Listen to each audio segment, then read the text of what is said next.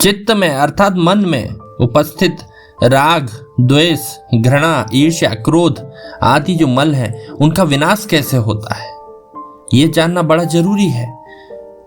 सुखी मित्रों में मित्रता की भावना करने वाला व्यक्ति, अर्थात आप जो पहले से सुखी हैं, जो संपन्न है, उनमें मित्रता की भावना करें, जो सात्विक भी हैं। ऐसा नहीं है कि किसी पापी को जो सुखी है और उसको जाकर अपना मित्र बना ले, वो तो आपके पतन का कारण बन जाएगा।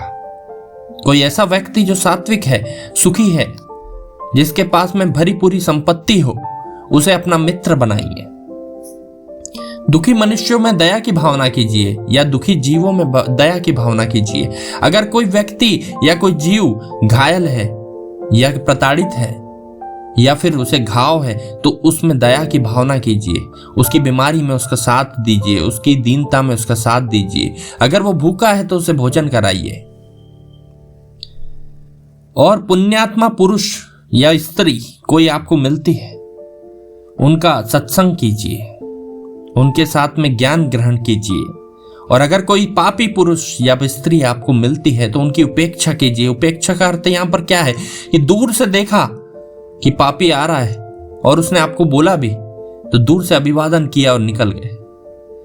आवश्यकता नहीं है उससे बात करने की, वार्ता करने की, क्योंकि वो जहर ही उगलेगा।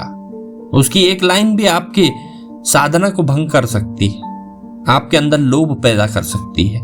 और वहीं पुण्यात्माओं के साथ में आपको सत्संग करना है, क्योंकि उनकी एक एक वाणी आपको योग साधना की ओर प्रवृत्त करेगी और आपके मन के मैल का विनाश करेगी। अगर ऐसा आप करते हैं तो इससे आपके मन के अंदर के उपस्थित विकार, राग, द्वेष, ईर्ष्या, क्रोध आदि विनाश कर जाएंगे। उनका अस्तित्व धीरे धीरे समाप्त होना शुरू हो जाएगा। ये बात तो होगी कि हमें क्या करना चाहिए और क्या नहीं करना चाहिए, लेकिन कुछ ऐसे भी लोग होंगे जो इससे भी परे होंगे।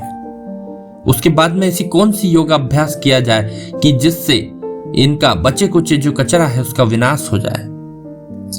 बार बार प्राणवायु को शरीर से बाहर निकालने तथा यथाशक्ति बाहर रोके रखने का अभ्यास, यानी हम बाहरी कुंभक की बात कर रहे हैं। आप श्वास को पूर्ण रूप से खींचें, अंदर ग्रहण करें और उसे पूरी तरह बाहर निकाल दें और उसे बाहर ही रोके रखिए, यानी बाह्य कुंभक लगाइए।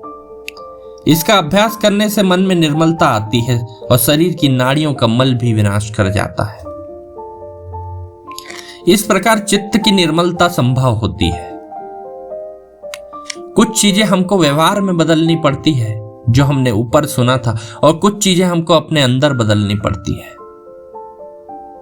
नाड़ियों में जब तक आपके ये सब भावनाओं का मल भरा रहेगा, प्राण वायु या प्राण ऊर्जा वहां तक नहीं पहुंचेगी। और जब तक पूरे शरीर में प्राण ऊर्जा नहीं पहुंचेगी, आपका स्वरूप चैतन्य नहीं हो पाएगा, आपकी चेतना नहीं बढ़ पाएगी।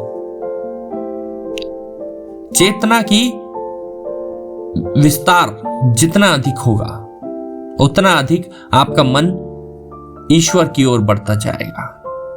ध्यान उतना तेजी से लगने लगेगा। समाधि की अवस्था भी चेतना की उच्च अवस्था में आती है। कोई बैठा हुआ मनुष्य या फिर घूमता हुआ जिसे वास्ता ही नहीं है योग साधना से, चेतना से, उसके अंदर समाधि की स्थिति उत्पन्न नहीं हो सकती। इसलिए कुछ बदलाव अपने व्यवहार में कीजिए और कुछ बदलाव अपने अंदर कीजिए।